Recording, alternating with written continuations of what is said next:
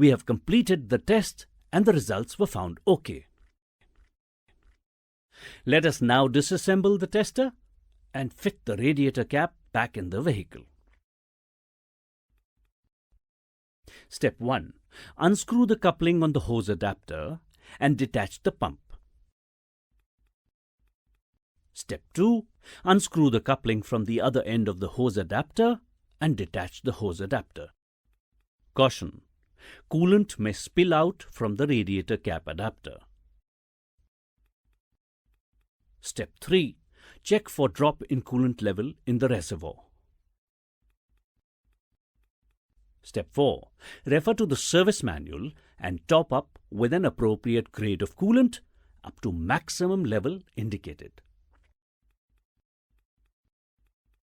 Step 5. Fit the radiator cap on the vehicle back in its position. Step 6. Place the radiator pressure tester components back in its slots in the kit.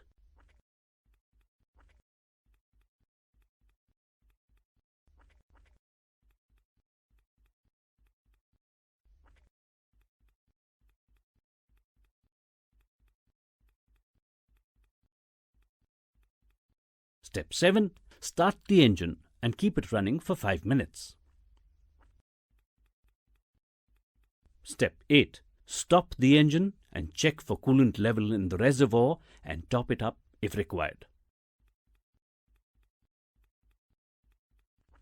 This completes the radiator pressure test.